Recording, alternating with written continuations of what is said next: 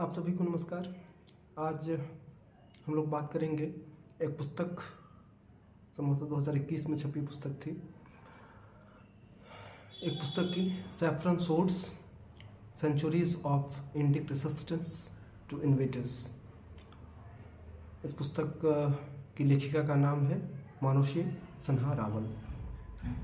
एक इस पर वीडियो की श्रृंखला होगी, चूँकि इस पुस्तक में भारत के 52 वीरों और वीरांगनाओं की चर्चा की गई है। तो पुस्तक के प्रारंभ में ही माँ सरस्वती की वंदना की गई है।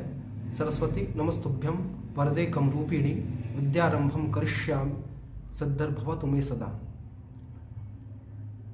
तो इस पुस्तक में जो माँ सरस्वती की वंदना की गई है, उसी प्रकार मैं भी माँ सरस्वती से प्रार्थना करता हूँ कि वो उद्देश्य पूर्ति में साधक बने, उनके आशीर्वाद से उद्देश्य पूर्ति, सभी की उद्देश्य पूर्ति हो और सभी अपने जीवन में सुखी बने, सभी ज्ञानी बने। इस पुस्तक में कुल 52 अध्याय हैं, जिनमें 52 भारतीय वीरों का वर्णन है।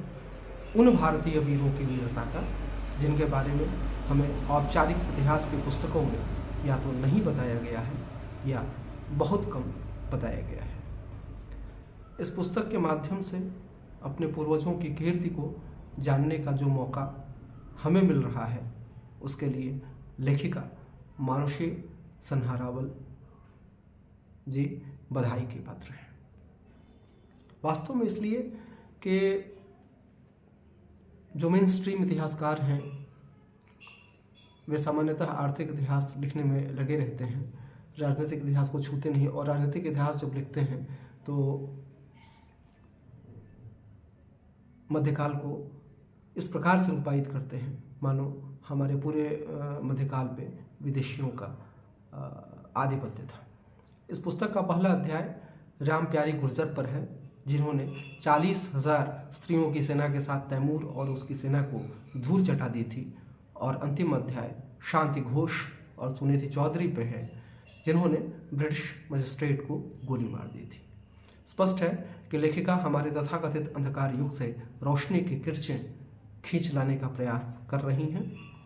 प्रथम और अंतिम अध्याय के बीच के 50 अध्यायों में एक तरफ बख्तियार खिलजी को पराजित करने वाले राजा पृथु का वर्णन है, तो झांसी की रक्षा करने में प्रमुख भूमिका निभाने वाली वीरांगना झलकारी बाई को भी स्थान दिया गया है।